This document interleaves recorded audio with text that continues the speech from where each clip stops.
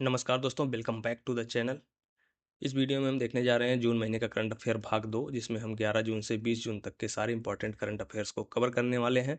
तो चलिए देखते हैं पहला क्वेश्चन। प्रधानमंत्री नरेंद्र मोदी की हालिया यात्रा किस यूरोप देश में हुई, जहां एड्रियाटिक सागर तक पहुंच और ईयू तथा नाटो की सदस्यता भारत के लिए रणनीतिक महत्व रखती है? ऑप्शन है आपके ग्रीस, पोलैंड, क्रोएशिया और हंगरी।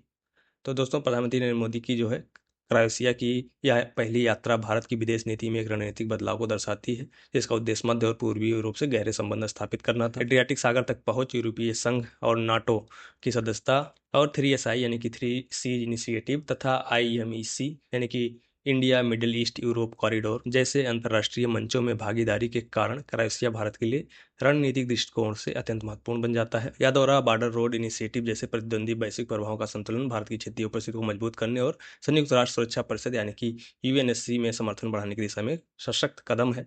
तो ऑप्शन सी सही होगा आपका, क्रोएशिया। दूसरा क्वेश्चन है, प्रधानमंत्री नरेंद्र मोदी ने 20 जून को किस स्थान से भारत के पहले स्वदेशी रूप से निर्मित लोकोमोटिव के गिनी को निर्यात की शुरुआत की, जो सिमांडू खनन परियोजना के लिए बनाए गए हैं? ऑप्शन हैं आपके बनारसी, रायपुर, चेन्नई और मढ़ौरा। दोस्तों, प्रधानमंत्री नरेंद्र मोदी ने 20 जून को बिहार के मढ़ौरा से भारत के पहले स्वदेशी रूप से निर्मित लोकोमोटिव के गिनी को निर्यात की शुरुआत का उद्घाटन किया। ये जो लोकोमोटिव्स हैं, ये गिनी के सिम्फर सिमांडू माइनिंग प्रोजेक्ट के लिए बनाए गए हैं। ऑप्शन डी, मढ़ौरा बिहार में निर्मित किए जा रहे हैं लोकोमोटिव्स, जो गिनी को एक्सपोर्ट किए जाएंगे। क्वेश्चन नंबर 3 है, हाल ही में भारत की लियोपार्ड कैपिटल के रूप में किस शहर को मान्यता मिली है? तो दोस्तों, बेंगलुरु को हाल ही में भारत की लियोपार्ड कैपिटल यानी कि तेंदुओं की राजधानी के रूप में मान्यता मिली है। बन्नेरघट्टा नेशनल पार्क और उसके आसपास के क्षेत्रों में किए गए 1 साल लंबे कैमरा ट्रैप सर्वेक्षण से करीब 80 से 85 जंगली तेंदुओं की उपस्थिति दर्ज की गई वहां पे, जो कि मुंबई में 54 तेंदुओं की संख्या से अधिक है। तो आपका ऑप्शन सही होगा, सी, बेंगलुरु। अगला क्वेश्चन है, FGAINN शिखर सम्मेलन समिट की तीसरी बैठक, जो कि 11 से 13 जून के बीच किस देश में आयोजित की गई, जो AI नेटिव टेलीकॉम नेटवर्क्स पर केंद्रित थी? ऑप्शंस हैं USA, जापान, भारत और फ्रांस। दोस्तों, भारत ने 11 से 13 जून के बीच ITU यानी कि इंटरनेशनल टेलीकॉम यूनियन के focus group on AI for natural networks यानी कि FGAINN की तीसरी बैठक की मेजबानी नई दिल्ली में की। यह जो है डिपार्टमेंट ऑफ टेलीकम्युनिकेशन के तहत टेलीकम्युनिकेशन इंजीनियरिंग सेंटर द्वारा आयोजित किया गया। इसका प्रमुख विषय था AI का जो है 6G नेटवर्क में उपयोग। अगला क्वेश्चन है, अंतर्राष्ट्रीय योग दिवस 2025 का राष्ट्रीय आयोजन किस शहर में किया जाएगा? दोस्तों, भारत ने अंतर्राष्ट्रीय योग दिवस की 10वीं वर्षगांठ को चिन्हित करते हुए यह घोषणा की कि 21 जून 2025 को होने वाला 11वां योग दिवस समारोह विशाखापत्तनम में राष्ट्रीय स्तर पर आयोजित किया जाएगा। यह आयोजन एक पृथ्वी एक स्वास्थ्य की थीम के अनुरूप भारत की वैश्विक प्रतिबद्धता को दर्शाता है। वन अर्थ वन हेल्थ इस बार का थीम रहा। तो ऑप्शन डी सही होगा, विशाखापत्तनम। अगला क्वेश्चन है, डिजिटल इंडिया मिशन को 2025 में कितने वर्ष पूरे हो गए हैं, जिसने भारत में शासन प्रणाली को तकनीकी रूप से सशक्त बनाया है? दोस्तों, डिजिटल इंडिया मिशन को 2025 में 11 वर्ष पूरे हो चुके हैं। यह मिशन 2015 में शुरू किया गया था, जिसका उद्देश्य भारत को डिजिटल रूप से सशक्त समाज और ज्ञान अर्थव्यवस्था में बदलना था। इस पहल के अंतर्गत कई प्रमुख योजनाएं प्लेटफॉर्म विकसित किए गए, जैसे आपके DBT यानी कि direct benefit transfer, Aadhaar, Umang unified mobile application for new age governance, DigiLocker, Jeevan Pramaan. ये सारी चीज़ें डिजिटल इंडिया के अंतर्गत योजनाएं और प्लेटफॉर्म विकसित किए गए। तो आपका ऑप्शन बी सही होगा, 11 वर्ष। अगला क्वेश्चन है, भारत ने जापान के साथ 2012 में हुए रेयर अर्थ निर्यात समझौते को क्यों निलंबित कर दिया?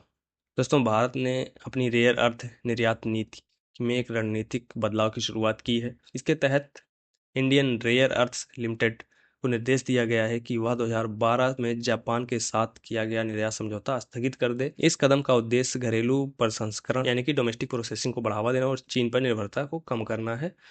अगला क्वेश्चन है, भारत सरकार द्वारा चलाए गए ऑपरेशन सिंधु के तहत किस देश से नागरिकों को आर्मेनिया के रास्ते निकाला गया? दोस्तों, ऑपरेशन सिंधु के तहत भारत सरकार ने ईरान और इजराइल के बीच संघर्ष की स्थिति में ईरान से 100 इंडियंस को सुरक्षित रूप से निकाला। तो ऑप्शन बी सही होगा आपका, ईरान से।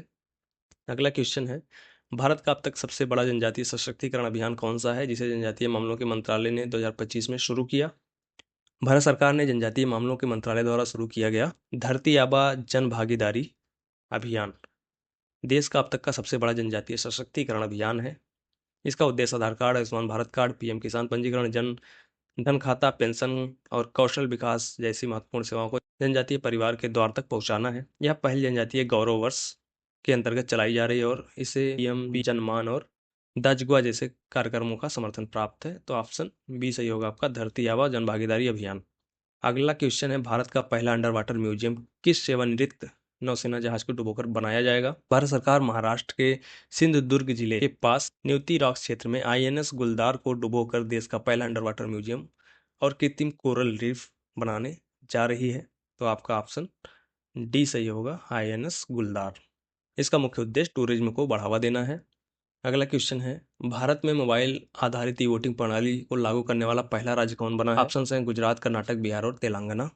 तो बिहार भारत का पहला राज्य बन गया है जिसने मोबाइल आधारित ई वोटिंग प्रणाली को लागू किया है। यह प्रणाली 28 जून को होने वाले नगर निकाय चुनाव के दौरान शुरू की जाएगी। इसमें ब्लॉकचेन तकनीक की लाइव फेस स्कैन, बायोमेट्रिक सत्यापन और ऑडिट ट्रेल जैसी फीचर्स शामिल हैं जो डिजिटल सुरक्षा, पारदर्शिता और छेड़छाड़ रहित वोटिंग को सुनिश्चित करते हैं। तो ऑप्शन सी सही होगा, बिहार। इसका उद्देश्य प्रवासी श्रमिकों, वरिष्ठ नागरिकों, गर्भवती महिलाओं और दिव्यांग मतदाताओं को दूरस्थ रूप से मतदान की सुविधा प्रदान करना है।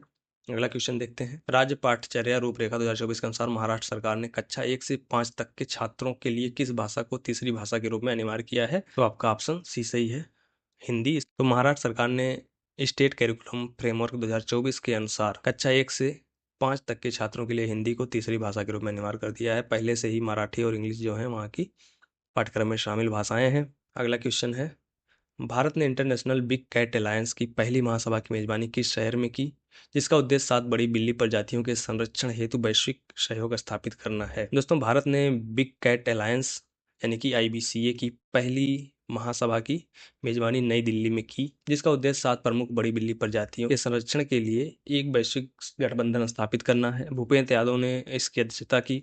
इस बैठक में शासन ढांचे, गवर्नेंस फ्रेमवर्क और नेत्रीय भूमिकाओं को अनुमोदन मिला। 9 देशों ने इसमें भाग लिया। ऑप्शन सी सही है। अगला क्वेश्चन देखते हैं, जलवायु परिवर्तन सम्मेलन 2025 जो कि UNFCCC की एक तकनीकी बैठक है का आयोजन किस देश के शहर में किया गया? ऑप्शन हैं जिनेवा, बान, पेरिस और नैरोबी। दोस्तों, बान जलवायु परिवर्तन सम्मेलन 2025, इसका आयोजन 16 जून को बान जर्मनी में किया। यह एक महत्वपूर्ण संयुक्त राष्ट्र जलवायु परिवर्तन रूपरेखा सम्मेलन यानी कि UNFCCC की तकनीकी बैठक है। इस सम्मेलन का उद्देश्य आगामी काप शिखर सम्मेलन के लिए निर्णयों की नींव तैयार करना है। ऑप्शन बी सही होगा आपका, बान जर्मनी। अगला क्वेश्चन देखते हैं, ऑपरेशन राइजिंग लायन किस देश के द्वारा शुरू किया गया जिसमें ईरान के परमाणु ठिकानों को निशाना बनाया गया? दोस्तों, अभी इजराइल और ईरान के बीच जो है स्थितियां खराब चल रही हैं और अमेरिका ने इजराइल की साइड से अपने B-2 बॉम्बर से ईरान के परमाणु ठिकानों को निशाना बनाया। 3 परमाणु ठिकानों को निशाना बनाया, वहां पर मिसाइलें दागी। लेकिन जो ऑपरेशन राइजिंग लायन है, ये जो है इजराइल के द्वारा शुरू किया गया सैन्य अभियान है, जिसका ये दूसरा चरण अभी हाल ही में शुरू हुआ। इस चरण में ईरान के नातांज यूरेनियम संवर्धन केंद्र को निशाना बनाया गया, जो कि ईरान की परमाणु क्षमता का मुख्य केंद्र है। अगला क्वेश्चन है, हाल ही में रूस किस देश में 8 परमाणु रिएक्टर बनाने जा रहा है जिनमें 4 बुशेहर में होंगे? तो ईरान ने घोषणा की है, रूसिया जो है उनकी परमाणु क्षमता को बढ़ाने के लिए 8 परमाणु रिएक्टर का निर्माण करेगा। इसमें से 4 रिएक्टर बुशेहर में होंगे जो ईरान का प्रमुख परमाणु ऊर्जा केंद्र है। तो ऑप्शन बी सही है। अगला क्वेश्चन देखते हैं, श्रीलंका में मनाया गया पोसोन पोया त्योहार किस ऐतिहासिक घटना की स्मृति में है? पोषण पोया श्रीलंका का अत्यंत पवित्र बौद्ध त्योहार है जो बौद्ध धर्म के आगमन की स्मृति में मनाया जाता है। श्रीलंका में लगभग 2000 वर्ष पहले अरहत महिंद ने श्रीलंका के राजा देवनामपियतिस को अनुराधापुरा में पहला धर्मोपदेश दिया था और इसी घटना से श्रीलंका में बौद्ध धर्म की नींव पड़ी, इसलिए वहाँ पे पोषण पोया त्योहार मनाया जाता है। तो आपका ऑप्शन सी सही होगा, महिंद थेर द्वारा बौद्ध धर्म का आगमन श्रीलंका में किया गया। अनुराधापुरा श्रीलंका की प्राचीन राजधानी थी। अगला क्वेश्चन है, भारत में विकसित की गई नई फोटोथर्मल थेरेपी तकनीक जो एडवांस ब्रेस्ट कैंसर कोशिकाओं को लक्षित करती है, उनमें कौन से नैनो संरचना का उपयोग किया गया है? दोस्तों, भारत के कैंसर अनुसंधान ने एक महत्वपूर्ण सफलता प्राप्त की जिसमें पी गाइलेटेड नैनो कप्स के लिए एक चरणीय संश्लेषण विधि विकसित की गई। यह तकनीकी फोटोथर्मल थेरेपी के लिए गैर विषैली और प्रभावी वैकल्पिक उपचार प्रदान करती है। तो आपका ऑप्शन बी सही होगा, पीई गाइलेटेड नैनो कप्स। अगला क्वेश्चन है, 17 जून को किस कंपनी ने जापान के होक्काइडो केंद्र से अपने पहले पुनः उपयोग योग्य रॉकेट का सफल परीक्षण किया जो लक्ष्य से मात्र थोड़ी ही दूर पे लैंड हुआ? तो ऑप्शन हैं टेस्ला, स्पेसएक्स, होंडा और मित्सुबिशी। दोस्तों, होंडा ने 17 जून को अपने होक्काइडो केंद्र से एक पुनः उपयोग योग्य रीयूजेबल प्रयोगात्मक रॉकेट का सफलता सफलतापूर्वक परीक्षण और लैंडिंग की। यह उपलब्धि अमेरिका और चीन के बाद पहली बार किसी कंपनी द्वारा प्राप्त की गई। होंडा अब सब ऑर्बिटल लॉन्च, पृथ्वी अवलोकन उपग्रह यानी कि अर्थ ऑब्जर्वेशन सैटेलाइट्स और वाणिज्यिक अंतरिक्ष उद्योग में बड़ी भूमिका निभाने जा रहा है। तो ऑप्शन सी सही होगा, होंडा। तो होंडा सिर्फ बाइक और कार नहीं बनाती, ये बहुत सारी चीजें कर रही है भाई। अगला क्वेश्चन है, भारत का पहला डुअल नेटवर्क क्रेडिट कार्ड जो रुपे और वीजा दोनों नेटवर्क को सपोर्ट करता है, किस बैंक और फिनटेक कंपनी की साझेदारी से लॉन्च किया गया? तो दोस्तों, भारत का पहला डुअल नेटवर्क क्रेडिट कार्ड जो कि रुपे और वीजा दोनों नेटवर्क पर उपयोग किया जा सकता है, उसका नाम है Scapia federal RuPay credit card. इसे स्कैपिया और फेडरल बैंक की साझेदारी से लॉन्च किया गया है। ऑप्शन सी सही होगा, फेडरल बैंक और स्कैपिया। अगला क्वेश्चन है, भारतीय नौसेना ने 13 जून को किस जलते हुए जहाज पर साहसिक बचाव अभियान को अंजाम दिया? दोस्तों, 13 जून को भारतीय नौसेना ने जलते हुए मालवाहक जहाज MV बान हाई 503 पर एक साहसिक बचाव अभियान को अंजाम दिया। यह अभियान INS गरुड़ा से उड़ाए गए सीकिंग हेलीकॉप्टर की मदद से एरियल इंसर्शन द्वारा सेल्वेज टीम को जहाज पर उतारने के साथ शुरू हुआ। टीम ने जलते जहाज को ऑफशोर बैरियर नामक बचाव टक से जोड़ने में सफलता पाई और मिशन पूरा होने के बाद सुरक्षित वापसी भी की। इस ऑपरेशन में INS Sharda, MV Triton Liberty और भारतीय तट रक्षक बल यानी कि इंडियन कोस्ट गार्ड ने भी सहयोग किया। तो आपका ऑप्शन बी सही होगा कि जहाज में आग लगी थी MV1 हाई 503। अगला क्वेश्चन है, एक्सरसाइज शक्ति भारत और किस देश के बीच आयोजित होने वाला संयुक्त सैन्य अभ्यास है? तो दोस्तों, भारत और फ्रांस संयुक्त सैन्य अभ्यास शक्ति 2025 फ्रांस के कैंप लारचैक में शुरू हो गया है, जिसमें भारतीय सेना के 90 सदस्यीय दल भाग ले रहे हैं। यह एक दिवसीय अभ्यास का 8वां संस्करण है। तो आपका ऑप्शन सी सही होगा, फ्रांस। शक्ति 2025 भारत और फ्रांस के बीच हो रहा है, यह 8वां संस्करण है। अगला क्वेश्चन है, भारत ने हाल ही में किस बहुराष्ट्रीय शांति रक्षा अभ्यास में मंगोलिया में भाग लिया, जिसमें महिला सैनिक भी शामिल थीं? भारत ने जो है 14 से 28 जून के दौरान मंगोलिया में आयोजित एक्सरसाइज खान क्वेस्ट 2025 में भाग लिया। यह अभ्यास संयुक्त राष्ट्र की शांति मिशन ट्रेनिंग पर आधारित है। भारत की टीम में 40 सैनिक जिसमें महिला सैनिक भी शामिल थी, तो खान क्वेस्ट 2025 मंगोलिया में आयोजित की गई। अगला क्वेश्चन है, एक्सरसाइज टाइगर कलां 2025 किस दो देशों की वायुसेना विशेष बलों के बीच पहली बार आयोजित किया गया संयुक्त सैन्य अभ्यास है? ऑप्शन हैं भारत और रूस, भारत और फ्रांस, भारत और अमेरिका, भारत और ऑस्ट्रेलिया। तो दोस्तों, एक्सरसाइज टाइगर कला 2025 पहली बार भारतीय वायुसेना के गरुड़ कमांडोज और अमेरिकी वायुसेना के US एयरफोर्स स्पेशल फोर्सेस के बीच संयुक्त विशेष बल अभ्यास हुआ है। यह जो है Garuda regiment training centre Uttar Pradesh में हुआ। तो आपका ऑप्शन सी सही होगा, भारत और अमेरिका। अगला क्वेश्चन है, रुद्राक्ष क्या है जिसे हाल ही में भारतीय सेना ने सफलतापूर्वक परीक्षण किया, जिसे SDAL द्वारा विकसित किया गया है? तो दोस्तों, भारतीय सेना ने रुद्राक्ष नामक स्वदेशी रूप से विकसित BTOL यानी कि vertical take off and landing drone का सफल परीक्षण किया है। यह drone Solar Aerospace and Defence Limited यानी कि SDL द्वारा विकसित किया गया है। परीक्षण पोखरण रेंज में किए गए हैं। रुद्राक्ष ड्रोन की कुल रेंज 170 किलोमीटर है और 1.5 घंटे की उड़ान क्षमता है, इंड्योरेंस है, मतलब इतनी देर तक ये उड़ सकता है। और real time live video relay की भी सुविधा है, जो भारत की स्टैंड ऑफ स्ट्राइक कैपेबिलिटी को मजबूत करता है। तो ऑप्शन सी सही होगा आपका, vertical take off and landing drone. अगला क्वेश्चन है, किस आयोजन के लिए क्रिस्टियानो रोनाल्डो को वैश्विक राजदूत नियुक्त किया गया है? दोस्तों, फुटबॉल स्टार क्रिस्टियानो रोनाल्डो को स्पोर्ट्स वर्ल्ड कप 2025 के वैश्विक राजदूत के रूप में नियुक्त किया गया है। यह टूर्नामेंट रियाद में आयोजित किया जाएगा। रियाद जो है सऊदी अरबिया का कैपिटल है। रोनाल्डो को गेम फैटल फ्यूरी में एक प्लेबल कैरेक्टर के रूप में शामिल किया गया है। तो आपका ऑप्शन सी सही होगा, स्पोर्ट वर्ल्ड कप 2025 जो कि रियाद सऊदी अरेबिया में आयोजित होने वाला है। अगला क्वेश्चन है, साउथ अफ्रीका ने ICC वर्ल्ड टेस्ट चैंपियनशिप का फाइनल किस टीम को हराकर जीता है? तो दोस्तों, अभी हाल ही में जो है साउथ अफ्रीका ने ICC वर्ल्ड टेस्ट चैंपियनशिप 2025 का फाइनल जो कि लॉर्ड्स स्टेडियम में खेला गया था, उसे जीतकर अपना पहला ICC खिताब हासिल किया है। इसका जो विजेता रहा वो ऑस्ट्रेलिया रहा। ऑस्ट्रेलिया को हराकर जो है साउथ अफ्रीका ने ICC वर्ल्ड टेस्ट चैंपियनशिप 2025 जीत लिया है। तो ऑप्शन सी सही होगा। यहाँ पर एडन मैकरम की शानदार शतकीय पारी और टेम्बा बमुआ जो कि कप्तान है साउथ अफ्रीकी टीम के, उन्होंने बहुत महत्वपूर्ण और निर्णायक भूमिका निभाई इस टूर्नामेंट में। अगला क्वेश्चन है, ICC महिला वनडे कप 2025 का आयोजन किन दो देशों में किया जाएगा और भारत पाकिस्तान का मुकाबला कब और कहाँ निर्धारित है?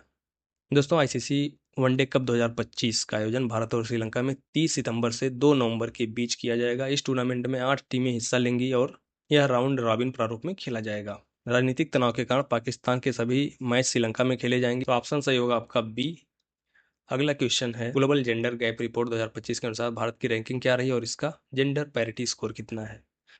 तो दोस्तों, जेंडर गैप रिपोर्ट 2025 में भारत की स्थिति जो है वो डाउन हुई है, 131वें स्थान पर आ गई है भारत की, जो कि 148 देशों की सूची में है। भारत की parity score, gender parity score 64.1% रहा। तो आपका ऑप्शन बी सही होगा। भारत जो है वो दक्षिण एशिया में कई देशों से पीछे है, जैसे कि भूटान, नेपाल और श्रीलंका। ये सब जो हैं भारत से ऊपर हैं इस रैंकिंग में। अगला क्वेश्चन है, क्यूएस वर्ल्ड यूनिवर्सिटी रैंकिंग 2026 के अनुसार एमआईटी ने कौन सा स्थान बरकरार रखा और आईआईटी दिल्ली ने कौन सी नई रैंक हासिल की। तो दोस्तों, क्यूएस वर्ल्ड यूनिवर्सिटी रैंकिंग 2026 में एमआईटी यानी कि मैसेच्यूसेट्स इंस्टीट्यूट ऑफ टेक्नोलॉजी ने एक बार फिर से वैश्विक नंबर 1 स्थान बनाए रखा है। आईआईटी दिल्ली ने अपनी रैंकिंग को 150 से सुधारकर 123 पर कर लिया है और आईआईटी मद्रास 227 से सुधरकर 180वां स्थान प्राप्त कर लिया है। तो इस क्वेश्चन का जो आंसर सही होगा ऑप्शन सी सही होगा। आईआईटी दिल्ली को रैंक मिला है 123वीं और एमआईटी है पहले पोजीशन पर। एमआईटी इंस्टीट्यूट ऑफ टेक्नोलॉजी कहाँ पे है? अमेरिका में है। कहाँ पे? कैम्ब्रिज में है। कैम्ब्रिज में एक और यूनिवर्सिटी है, कैम्ब्रिज यूनिवर्सिटी। अगला क्वेश्चन है, इस sky tracks world airline award 2025 में इंडिगो को सर्वश्रेष्ठ कम लागत वाली एयरलाइनों की श्रेणी में कौन सा स्थान प्राप्त हुआ है। दोस्तों, इंडिगो एयरलाइंस ने sky tracks world airline award 2025 में बेस्ट लो कॉस्ट एयरलाइंस की श्रेणी में दुनिया भर में तीसरा स्थान प्राप्त किया है। इंडिगो से ऊपर केवल एयर एशिया और स्कूट रही। स्काई ट्रैक्स अवार्ड, जिसे एविएशन का ऑस्कर कहा जाता है, यह जो है 22.3 मिलियन यात्रियों की वोटिंग पर आधारित था। हालांकि कोई भी भारतीय फुल सर्विस एयरलाइन शीर्ष 10 में नहीं आ सकी। तो इस क्वेश्चन का आंसर सही होगा। तीसरा स्थान प्राप्त किया है इंडिगो ने सर्वश्रेष्ठ कम लागत वाली एयरलाइंस में।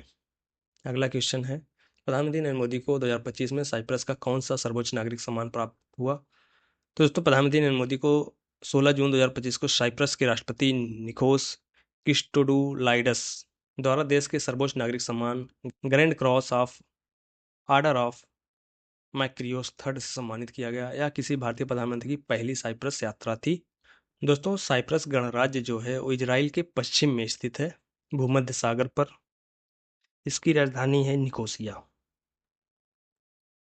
अगला क्वेश्चन है, जून 2025 में किस वरिष्ठ पत्रकार और आईजीएनसीए ट्रस्ट के अध्यक्ष को पद्म भूषण से सम्मानित किया गया।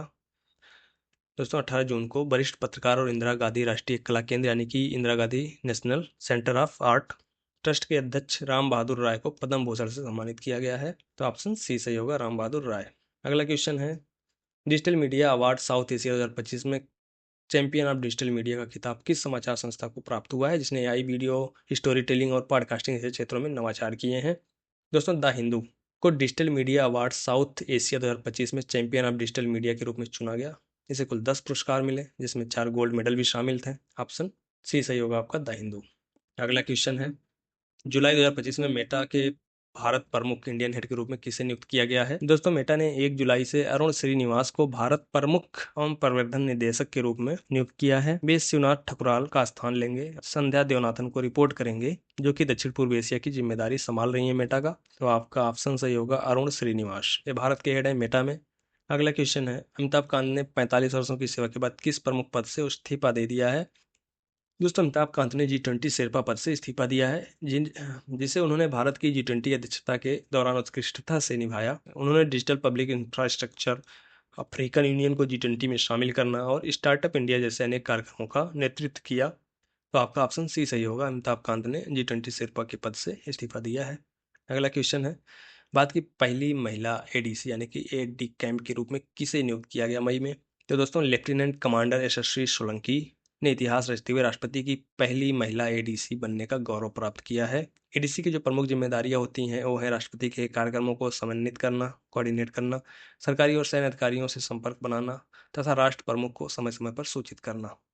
तो लेफ्टिनेंट कमांडर यशस्वी सोलंकी, ऑप्शन सी सही होगा। अगला क्वेश्चन देखते हैं, 2025 में भारत ने किसे उत्तर कोरिया में अपना राजदूत नियुक्त किया, जिससे 4 साल बाद उच्च स्तरीय कूटनीतिक संबंध बहाल हुए। तो दोस्तों, भारत ने 4 वर्षों के अंतराल के बाद उत्तर कोरिया में अली आवती लोंग कुमार को अपना राजदूत नियुक्त किया है। यह कदम दिसंबर 2024 में प्योंगयांग में भारतीय दूतावास के पुनः खोलने के बाद उठाया गया है। जिसे जुलाई 2021 में महामारी के कारण बंद कर दिया गया था। हालांकि व्यापार अब भी संयुक्त राष्ट्र प्रतिबंधों के कारण स्थगित है भारत और नॉर्थ कोरिया के बीच। तो ऑप्शन बी सही होगा। अलियावती लौंग कुमार को बनाया गया है क्या उत्तर कोरिया में राजदूत। अगला क्वेश्चन है, जुलाई 2025 में सेबी बोर्ड में नियुक्त होने वाले वरिष्ठ आईएएस अधिकारी कौन है जो जल्द ही आरबीआई केंद्रीय बोर्ड में शामिल हो सकती हैं। तो दोस्तों अनुराधा ठाकुर 1994 बैच के आईएएस अधिकारी को सेबी बोर्ड में नियुक्त किया गया। वे वित्तीय मामलों के सचिव अजय सेठ का स्थान लेंगी। तो आपका ऑप्शन बी सही होगा, अनुराधा ठाकुर। अगला क्वेश्चन देखते हैं, किस भारतीय अभिनेत्री को हाल ही में मालदीव का ग्लोबल टूरिज्म एम्बेसडर नियुक्त किया गया है। दोस्तों कैटरीना कैफ को Maldives marketing and public relation corporation द्वारा मालदीव की ग्लोबल टूरिज्म एम्बेसडर के रूप में नियुक्त किया गया है। तो आपका ऑप्शन सी सही होगा, कैटरीना कैफ। अगला क्वेश्चन है, हमले बुलबुल के नाम से प्रसिद्ध उस्ताद गुलाम नबी शाह किस वाद्य यंत्र के लिए जाने जाते थे। ऑप्शन है संतूर, सारंगी, शहनाई और तबला। तो दोस्तों उस्ताद गुलाम नबी शाह, जिन्हें प्यार से हमले बुलबुल कहा जाता था, उनका निधन हो गया 11 जून को डांगी बाजार रफियाबाद जम्मू एंड कश्मीर में, जो कि उनका पैतृक गांव था। वे कश्मीर लोकगीत, कश्मीरी फॉल्क म्यूजिक की महान हस्ती थे। उन्होंने सारंगी, बच्चा नगमा और ग्लास डांस में अद्भुत महारत हासिल की थी। वे जम्मू एंड कश्मीर के सूचना विभाग में 3 दशकों से अधिक समय तक कार्यरत रहे। उन्हें शेर कश्मीर शेख अब्दुल्ला अवार्ड से भी सम्मानित किया गया था। तो ये क्या बजाते थे गुलाम नबी शाह साहब, ये बजाते थे आपके सारंगी। ऑप्शन बी सही होगा। अगला क्वेश्चन है, विश्व शरणार्थी दिवस 2025 किस तारीख को मनाया गया और थीम क्या थी। विश्व शरणार्थी दिवस जो है 20 जून को मनाया जाता है। इस वर्ष की थीम रही शरणार्थियों के साथ एकजुटता यानी कि सॉलिडेरिटी विद रिफ्यूजीज, जो समावेशन यानी कि इंक्लूजन, न्यायपूर्ण कार्य अवसर और समान व्यवहार पर जोर देती हैं। तो आपका ऑप्शन बी सही होगा। अगला क्वेश्चन है, वर्ल्ड ब्लड डोनर डे 2025 की थीम क्या थी और इसे कब मनाया गया। दोस्तों वर्ल्ड ब्लड डोनर डे 2025 को 14 जून को पूरी दुनिया में मनाया गया। यह दिन स्वैच्छिक रक्तदाताओं यानी कि वॉलंटरी ब्लड डोनर्स को सम्मानित करने और सुरक्षित व नियमित रक्तदान के महत्व के प्रति जागरूकता बढ़ाने के लिए समर्पित है। इस वर्ष की थीम थी गिव ब्लड गिव होप, रक्त दो आशा दो। तो ऑप्शन सी सही होगा, गिव ब्लड गिव होप, जून 14। दोस्तों वर्ल्ड ब्लड डोनर डे जो है 2004 में शुरू किया गया था WHO के द्वारा, वर्ल्ड हेल्थ ऑर्गेनाइजेशन द्वारा। यह दिन जो है कार्ल लैंडस्टीनर के जन्मदिवस के रूप में मनाया जाता है। इन्होंने जो है कार्ल लैंडस्टीनर ने blood group system A, B और O की खोज की थी। अगला क्वेश्चन है, विश्व बाल श्रम निषेध दिवस 2025 कब मनाया गया और इसकी थीम क्या थी। दोस्तों विश्व बाल श्रम निषेध दिवस, world day against child labour, जो है 12 जून को मनाया जाता है। इस बार की थीम रही progress is clear but there is more to do, let's speed up our efforts, यानी कि प्रगति स्पष्ट है लेकिन बहुत कुछ करना अभी बाकी है, चलिए प्रयास को और तेज करें। इस बार की थीम रही। तो ऑप्शन बी सही होगा, 12 जून। इस दिन की शुरुआत हुई थी 2002 में इंटरनेशनल लेबर ऑर्गेनाइजेशन के द्वारा। इसका उद्देश्य बच्चों के अधिकारों को बढ़ावा देना, शिक्षा सुनिश्चित करना, गरीबी आधारित शोषण को समाप्त करना। अगला क्वेश्चन देखते हैं, संयुक्त राष्ट्र ने किस वर्ष को अंतर्राष्ट्रीय महिला किसान वर्ष के रूप में घोषित किया है।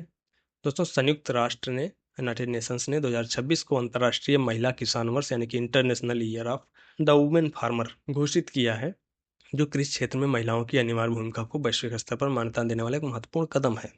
महिलाएं विशेष रूप से विकासशील देशों में खाद्य उत्पादन में बड़ा योगदान देती हैं, लेकिन उन्हें भूमि स्वामित्व, ऋण व तकनीकी तक सीमित पहुंच और जलवायु जोखिम जैसी कई बाधाओं का सामना करना पड़ता है। भारत में महिला किसान सशक्तिकरण परियोजना और इनेक्ट परियोजना जैसे कार्यक्रम इस दिशा में आशाजनक प्रयास हैं। तो आपका ऑप्शन सही होगा, 2026 को यूएन ने अंतर्राष्ट्रीय महिला किसान वर्ष के रूप में घोषित किया है। तो इसी के साथ 11 जून से 20 जून तक के करंट अफेयर्स को हमने कवर कर लिया है, सारे इंपॉर्टेंट करंट अफेयर्स को। आगे हम देखेंगे 21 जून से 30 जून तक के सारे इंपॉर्टेंट करंट अफेयर्स को। तो बने रहें Track to Triumph YouTube channel के साथ।